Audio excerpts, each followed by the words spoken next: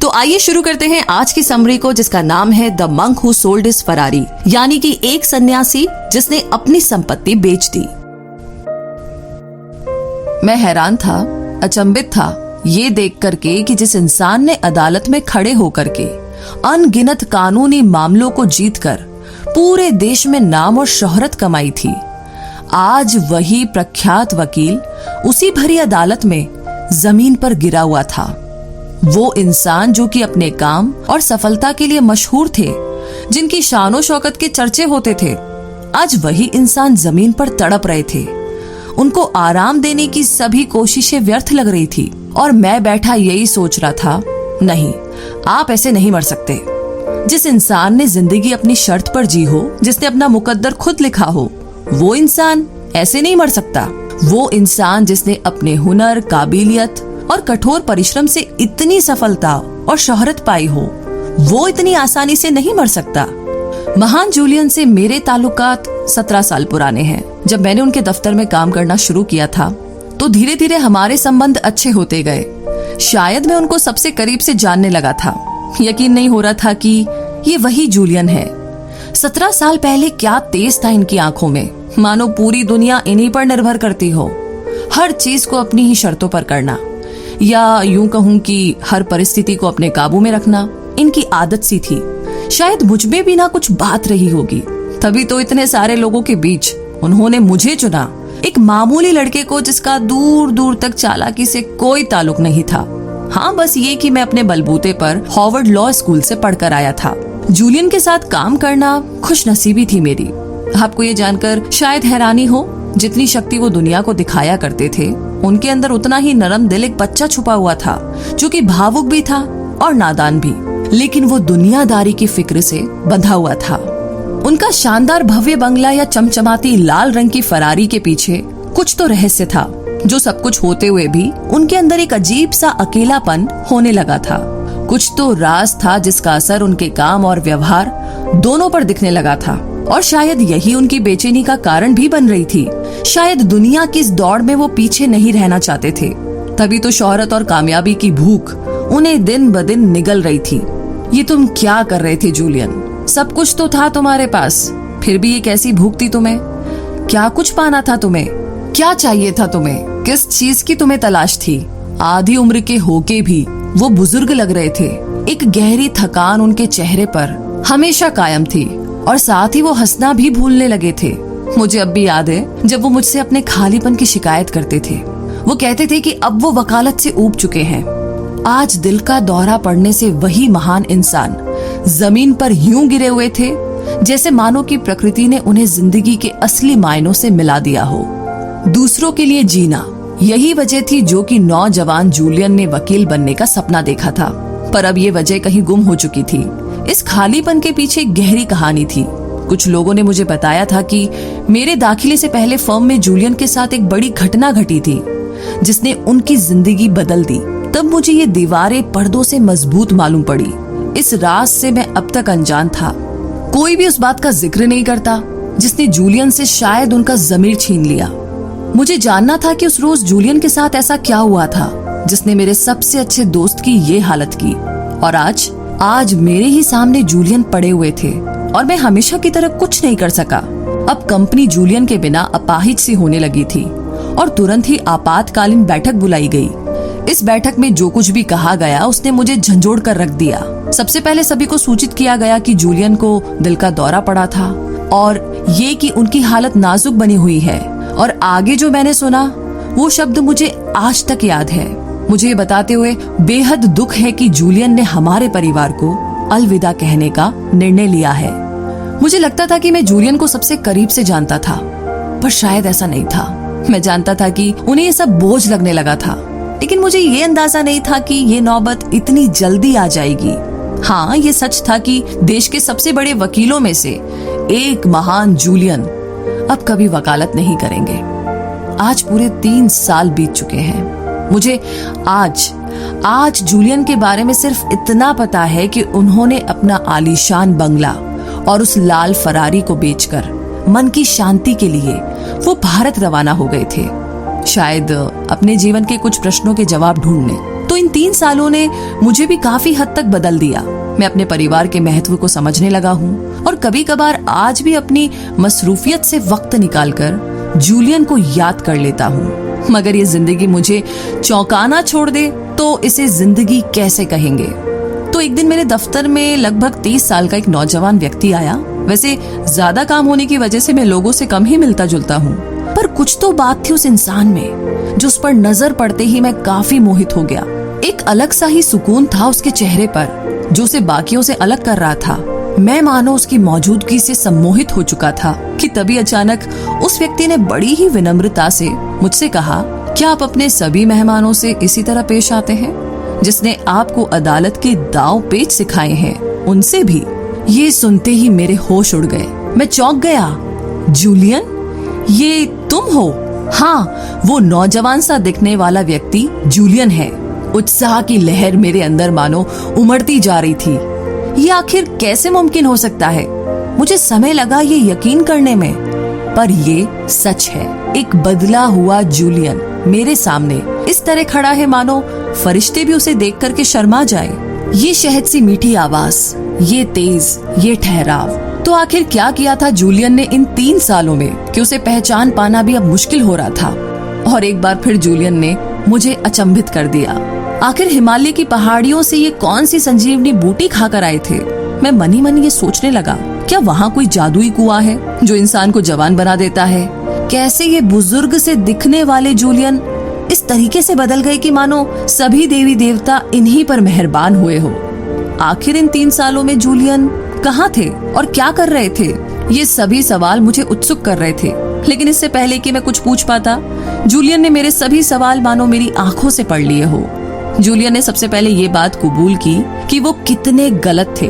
उनकी जिंदगी किस तरीके से खुशी और महत्वपूर्ण सफलता के रास्ते से भटक गई थी। बीमार पड़ने के बाद डॉक्टर्स ने उन्हें सलाह दी कि उन्हें अब कामयाबी की भूख त्यागनी होगी, क्योंकि यही बात अब उनकी जान की दुश्मन बन बैठी थी। उस वक्त जूलियन ने अपनी जिंदगी का सबसे बड़ा फैसला लिया और ये फैसला था अपनी जिंदगी को चुनने का।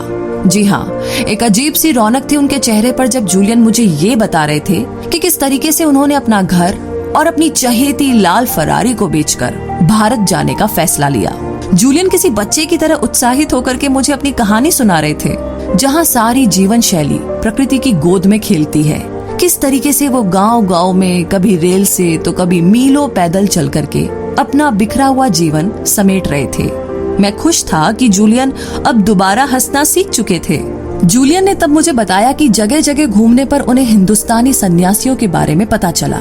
ये सन्यासी उम्र के मोहताज नहीं होते और कुछ ऐसे सन्यासी जिन्होंने इंसानी दिलो दिमाग पर काबू करना सीख लिया था। मुझे हैरानी हुई ये जान करके कि मेरे दोस्त जूलियन इन्हीं सन्यासियों के साथ अपना समय बिताकर आए हैं।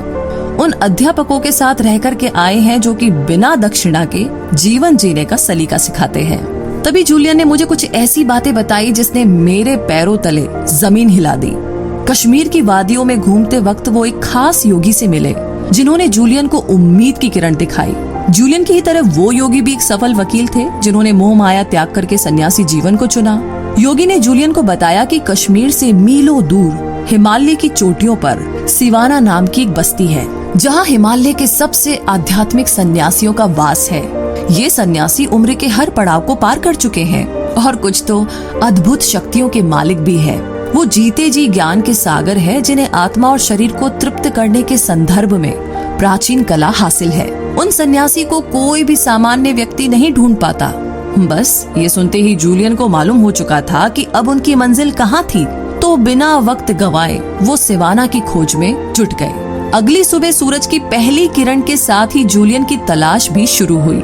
शुरुआती दिनों में उन्हें बहुत दिक्कतों का सामना तो नहीं करना पड़ा, लेकिन जैसे जैसे समय बीतता गया जूलियन की मुश्किलें बढ़ती गई। रास्ते कठिन और जानलेवा बन चुके थे और अब तो खाना और पानी भी काफी नहीं पड़ रहा था।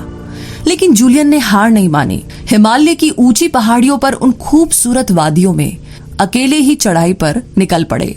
मैंने दबी हुई आवाज में जूलियन से पूछा कि क्या घर बार छोड़ना कठिन नहीं था? उनका जवाब उनकी ही तरह बेबाक था। जूलियन ने कहा कि मोह को त्यागना उनके जीवन का सबसे कठिन नहीं बल्कि सबसे आसान उपाय था, क्योंकि इसके बदले उन्हें तृप्ति और अपार शांति नहीं मिलती। तो जूलियन कई दिनों तक हिमालय पर भटकते रहे और अंत में उनकी सेहत भी उनका साथ छोड़ने लगी थी। एक मोड़ पर आकर के वो टूट से गए। उनकी आंखों के सामने उनकी पिछली जिंदगी के पल किलकारियां भर रहे थे। वो क्या ढूंढने आए थे यहाँ और क्या उन्हें वो मिल पाएगा? बस यही सोचते सोचते जूलियन की आंखें बंद हो रही थी। लेकिन तभी जूलियन ने अपने सामने एक छवि देखी। मैं ये सोच रहा था कि उस सुनसान और अनजान इलाके में किसी मनुष्य का होना कितना संभव होगा। खैर, जूलियन ने होश संभालते हुए लाल कपड़ों में लिपटे उस व्यक्ति से मदद की गुहार लगाई। जैसे ही वो व्यक्ति जूलियन की तरफ मुड़ा, उसकी दिव्यता को देख करके जूलियन दंग रह गए। ऐसा अद्भुत स्वरूप जूलियन ने पहले कभी नहीं देखा था, जिससे प्रभावित होकर के जूलियन को ये समझ आ चुका था कि ये सिवान के उन सन्यासियों में से एक होंगे। उस व्यक्ति ने जूलियन से पूछा कि आखिर वो सिवान के सन्यासियों को क्यों ढूंढ रहा है। तभी जूलियन ने उन्हें अपनी पूरी कहानी बताई और तब सन्यासी उन्हें एक शर्त पर अपने साथ सिवान ले जाने के लिए राजी हो गए। और शर्त ये थी कि सन्यासी के द्वारा मिलने वाले ज्ञान को दुनिया भर में फैलाना और उन्हीं फलसफों से जरूरतमंदों की मदद करना। तो उस पल से ही सन्यासियों की ही तरह जूलियन का मकसद भी दुनिया को जीने की एक बेहतर जगह बनाना होगा। अब जूलियन ने चैन पाया और सिवान के उस सन्यासी के साथ निकल पड़े। रहस्यमय सिवान तक पहुंचने के लिए कई घंटों तक घुमावदार और जटिल रास्तों को पार करके जूलियन और सन्यासी एक हरी भरी घाटी में पहुंच गए। एक तरफ हिमालय की ऊंची पर्वतमाला तो दूसरी तरफ चीड़ के घनघोर पेड़। इन दोनों के सम्मेलन ने घाटी की सुंदरता को अद्भुत ऊंचाइयों पर पहुंचा दिया था। बस अब यही वो पल था। जूलियन का इंतजार खत्म हुआ जब सन्यासी ने उनसे कहा, सिवान में आपका स्वागत है। यहाँ दोनों फिर घाटी की ओर बढ़ने लगे, जो जंगल से होकर गुजरता था। चीड़ और चंदन के पेड़ों की खुशबू ने पूरे वातावरण को सम्मोहक कर दिया था। जंगल में चहचहाते पंछी मानो पेड़ों पर नाच रहे हो। धरती पर अगर स्वर्ग होता तो शायद ऐसा ही होता। कुछ दूरी तक चलने के बाद आखिरकार सिवाना नामक वो बस्ती जूलियन के बिल्कुल सामने थी। गुलाब के फूलों से सजी हुई इस बस्ती के बीचों बीच एक मंदिर बना हुआ था। इस बस्ती का हर व्यक्ति एक सन्यासी था। हर एक के चेहरे पर हंसी और मुस्कुराहट थी। जूलियन को ऐसा लग रहा था कि मानो तनाव नाम की बीमारी तो इस गांव में थी ही नहीं और ना ही कभी किसी ने तनाव अनुभव किया होगा। जैसे जैसे जूलियन ने यहाँ पर समय बिताया, उसे इस जगह की दिव्यता और अद्भुतता का एहसास होने लगा। मानो यही वो जगह थी जो जूलियन की खोई हुई जीने की चाह को दोबारा जगा सकती थी, जो कि अपनी कारोबारी जिंदगी में गुमराह होकर उन्होंने त्याग दी थी। तो इसी तरीके से जूलियन के जीवन की एक नई शुरुआत होने लगी, जो उसके पिछले जीवन से बिल्कुल अलग और काफी असाधारण थी। जूलियन की अविश्वसनीय कहानी सुनते सुनते कब सुबह से शाम हो गई पता ही नहीं चला। एक वक्त के लिए ऐसा लगा कि मानो मैं भी उन्हीं के साथ हिमालय की सैर पर था। लेकिन अब जूलियन का बदला हुआ व्यक्तित्व मुझे भी अपनी तरफ आकर्षित कर रहा था। अब तो मेरा भी मन है इस सम्मोहित तृप्ति को अनुभव करने का, पर मुझे अदालत में होने वाली कल की सुनवाई की तैयारी करनी है। पर आज जूलियन की बातों ने, उसकी अधूरी कहानी ने मुझे आईना दिखाया है।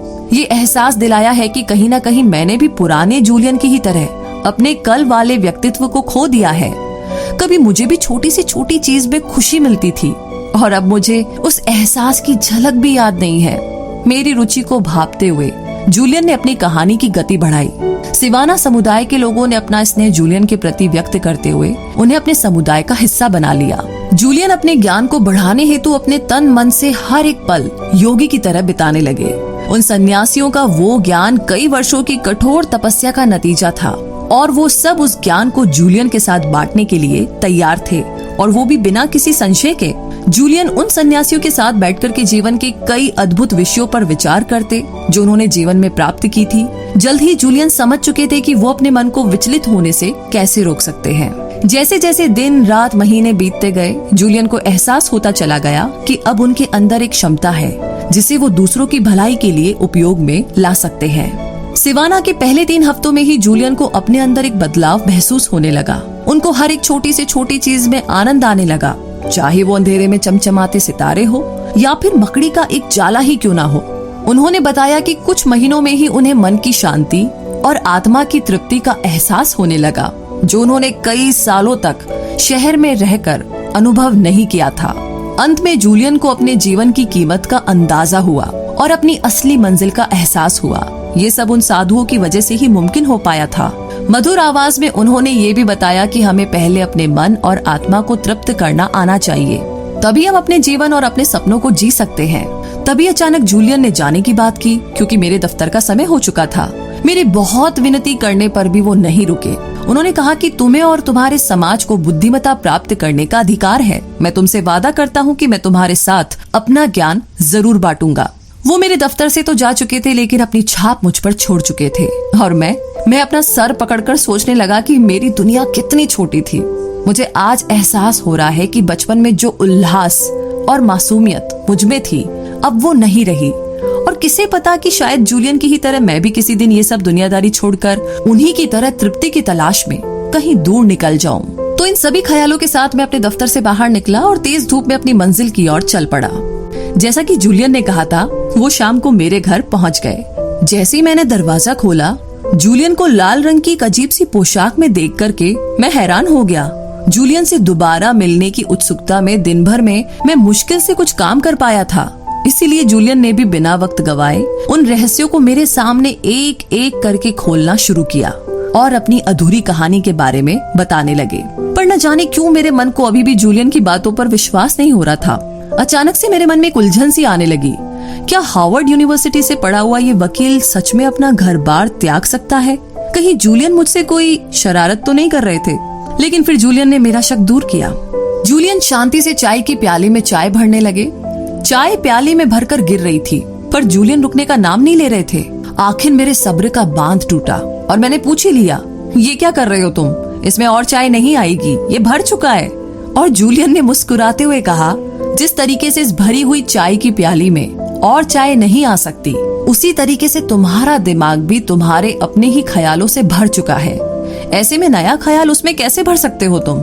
उसकी बातों की सच्चाई सुनकर मैं थमसा गया। मुझे यकीन दिलाने के बाद आखिरकार जूलियन ने मुझे बताया कि किस तरीके से सिवाना के उस सन्यासी से जीवन का सबसे अहम और सबसे बड़ा ज्ञान हासिल हुआ, जिसने उनकी जिंदगी बदल दी थी।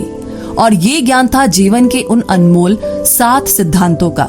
जूलियन ने अपनी आंखें बंद कर ली, जैसे मानो कि वो इस दुनिया से परे वापस हिमालय की उन्हीं वादियों में चले गए हो। उन्होंने मुझे भी अपनी आंखें बंद करके वो जो बता रहे थे उसकी कल्पना करने को कहा।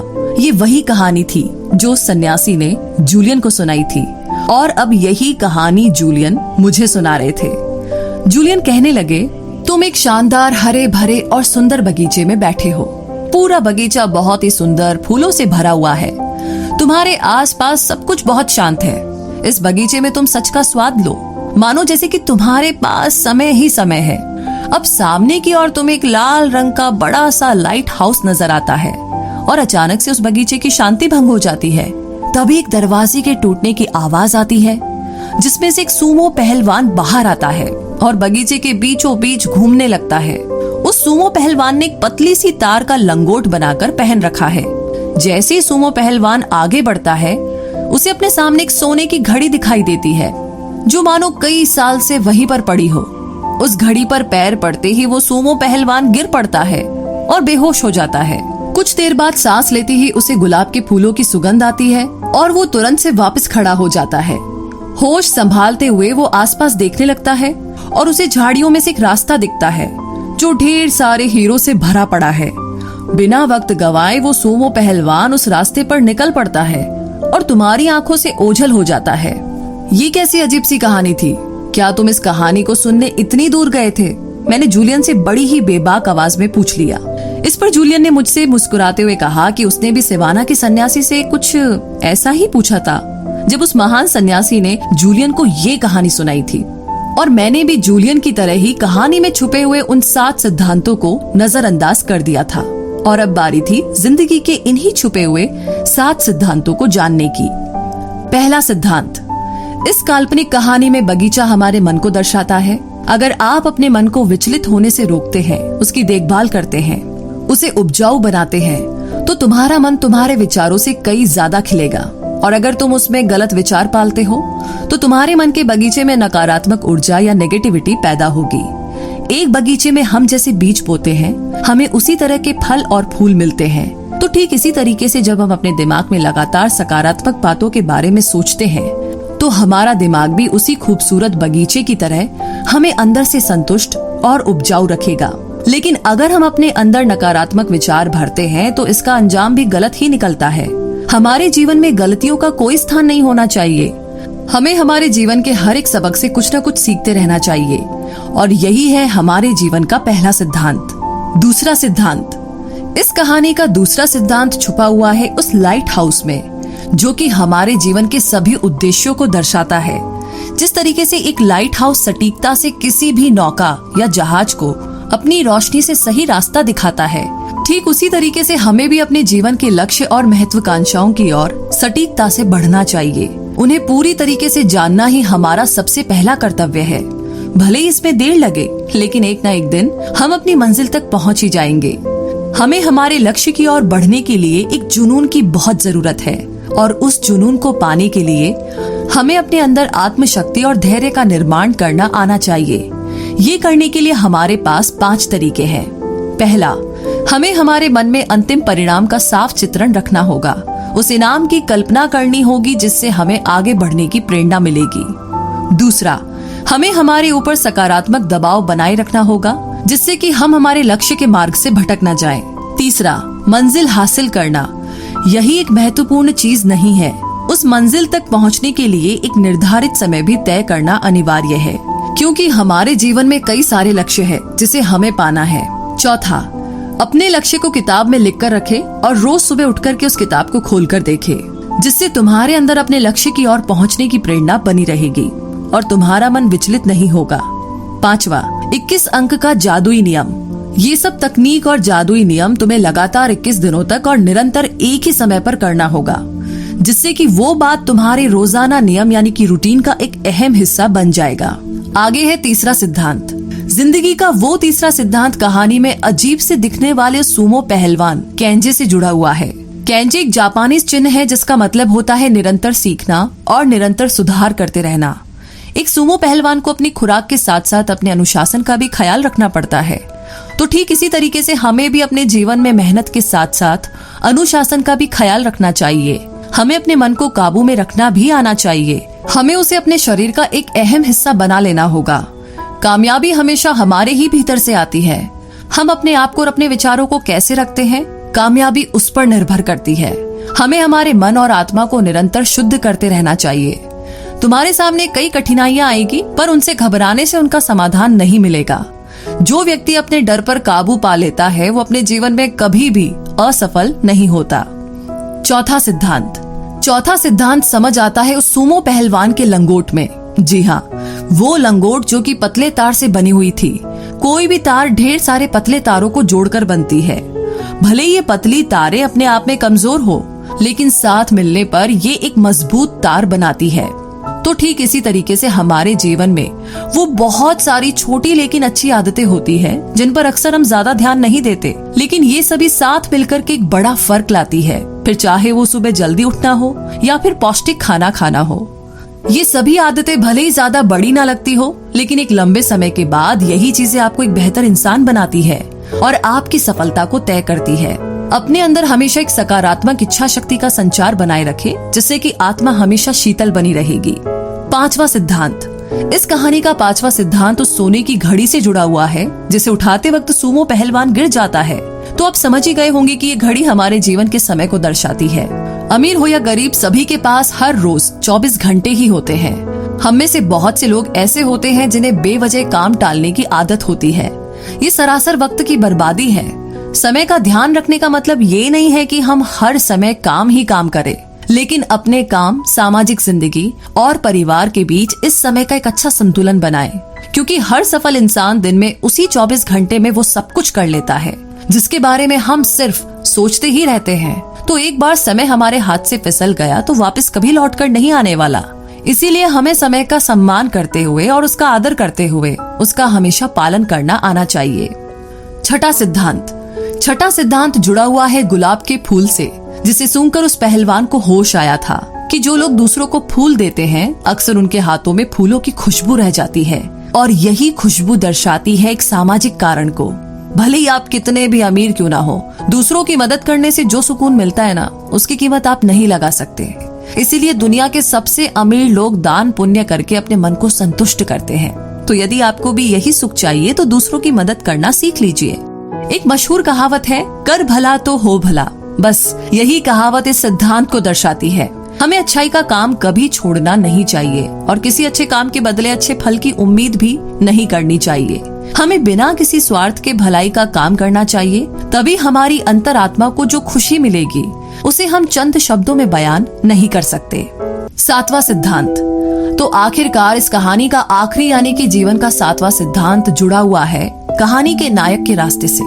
ये हीरे कुछ और नहीं बल्कि जिंदगी के वो छोटे छोटे पल हैं जो हमें ढेर सारी खुशियां देते हैं, लेकिन हम अक्सर इन्हें नजरअंदाज करके अपने अतीत के बारे में सोच सोच करके दुखी हो जाते हैं या फिर अपने भविष्य के लिए परेशान, और इन सब में हम अपने आज को जीना भूल जाते हैं। फिर चाहे वो अपने परिवार के साथ समय बिताना हो या अपने बच्चों के साथ खेलना या फिर किसी दोस्त के साथ एक कप चाय पीना हो, ये सभी हसीन पल हमारी जिंदगी में उन अनमोल हीरो की तरह होते हैं जिन्हें हमें संभाल कर रखना चाहिए। तो कामयाबी के लिए कभी भी अपनी खुशियों का गला मत घोटिए।